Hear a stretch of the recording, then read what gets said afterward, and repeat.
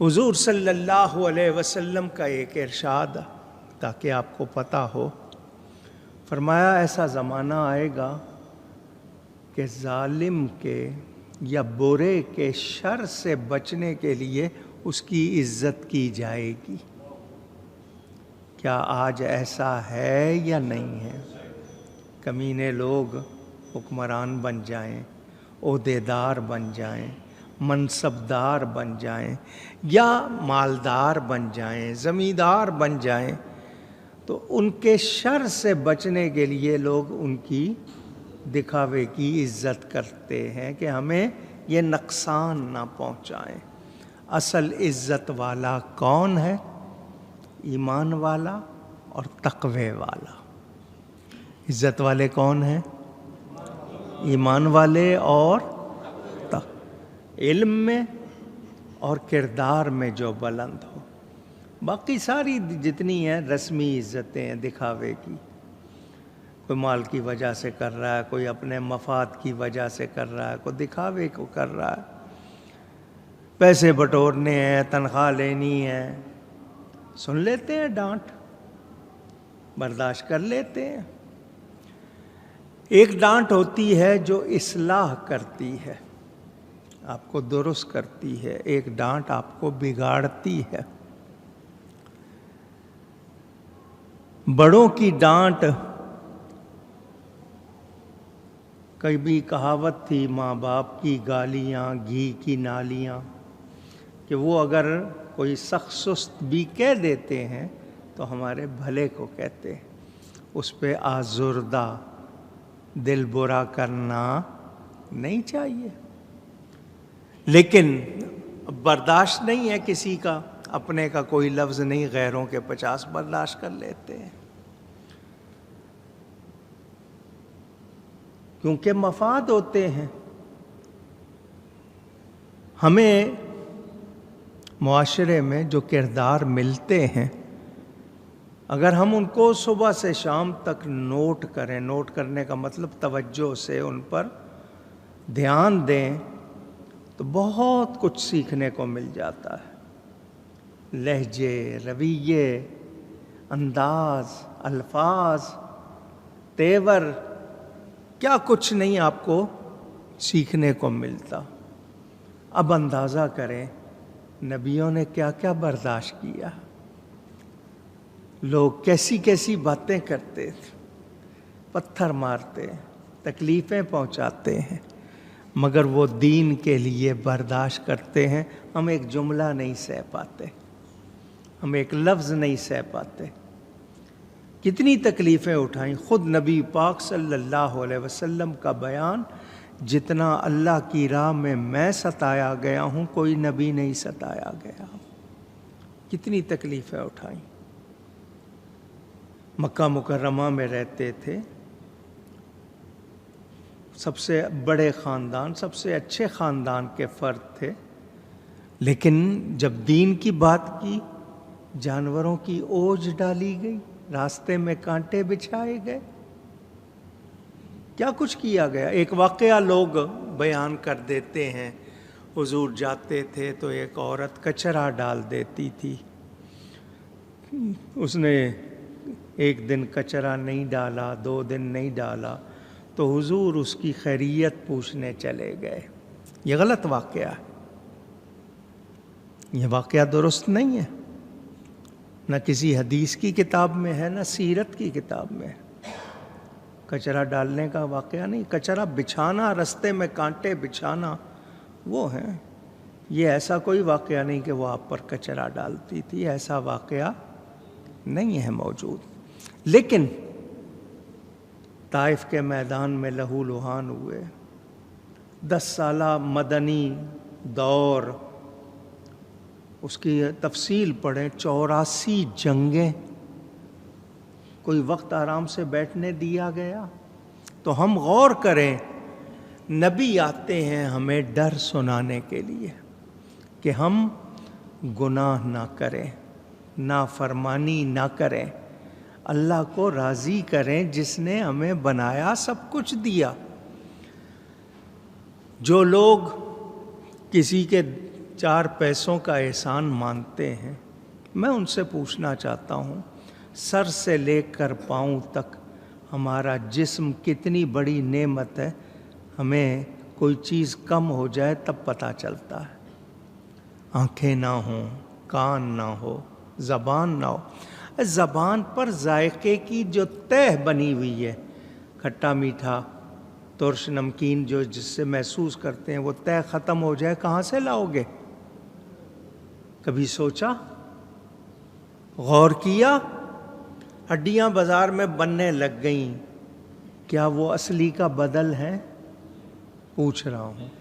تو اتنی نعمتیں، اس کے باوجود اس رب کو نہ پہچاننا، اس کی قدر نہ کرنا، کافروں نے کیا، مسلمان بھی کیا ایسا کریں گے؟ ہم سمجھتے ہیں ہم کما رہے ہیں، جی میری محنت ہے، میرے خون پسینے کی کمائی ہے۔ یہ خون تجھے کس نے دیا ہے؟ یہ تیرے جسم میں جو خون دوڑ رہا ہے، یہ کس نے دیا ہے؟ یہ تیرا اپنا؟ جو غذائیں کھاتا ہے جس سے خون بنتا ہے، وہ کس نے دی ہے؟ آپ ٹائر میں ہوا بھروانے جائیں، وہ پیسے مانگ لیتا ہے۔ آپ کتنی ہوا اپنے اندر کھینچ رہے ہیں؟ کبھی میٹر کوئی بل آیا؟ پوچھ رہا ہوں۔ رب تعالیٰ کی زمین پر کیا کیا نعمتیں ہمارے لیے ہیں، ہمارے اندر، ہمارے باہر، غور نہیں کرتے۔ اس رب کی نافرمانی، کوئی احسان کرے تو آدمی اس کو ناراض نہیں کرنا چاہتا، رب کی اتنی مہربانیاں، اور پھر اس کو ناراض کرے۔ تو کافروں نے تو یہ کیا، مسلمان کہلانے والوں کو کیا ہو گیا؟ جنہوں نے نبیوں کا انکار کیا، ان کی بات تو آئی سمجھ میں کہ جی وہ انکار کرتے تھے، انہوں نے رب کی نعمتوں کی قدر نہیں کی، رب کو نہیں مانا۔ اے مسلمان، تجھے تو پتہ ہے، تو کیوں کر رہا ہے ایسا؟ ناشکری، یہ کفران نعمت، یہ اکڑ، یہ مزاج، یہ غلطیاں، نافرمانیاں، گناہ جتنے بھی ہیں، تو ہمیں پہلوں کے انجام سے سیکھنا چاہیے۔ جو پہلی امتوں کا حال بیان کیا، وہ ہماری تعلیم کے لیے ہے کہ ہم سیکھیں۔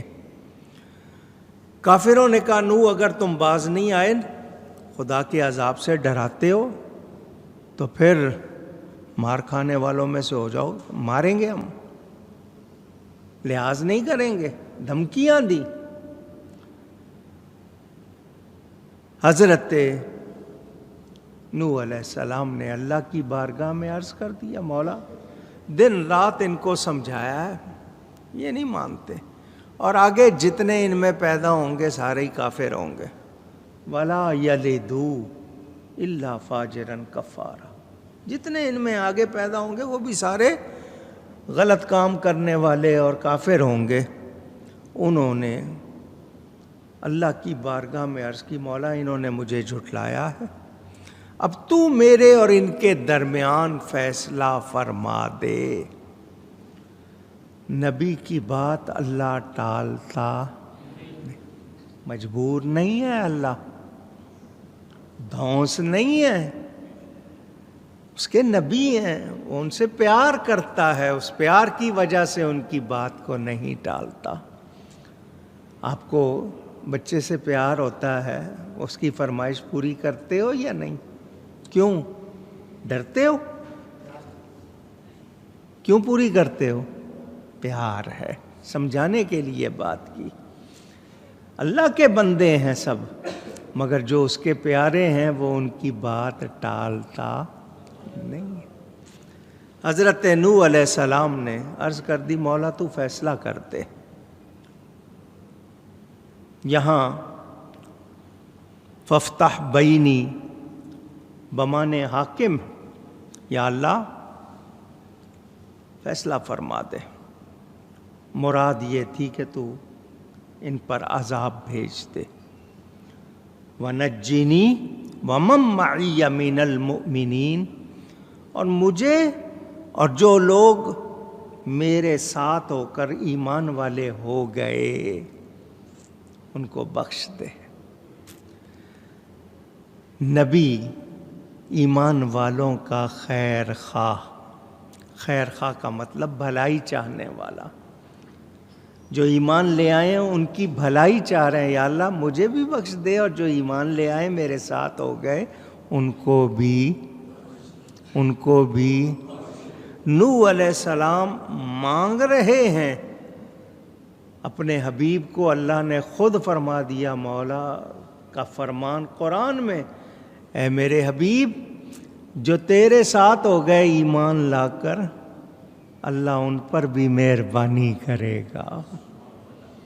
کتنی بڑی نعمت نسبت نبی کی، ہم بے قدرے ہیں۔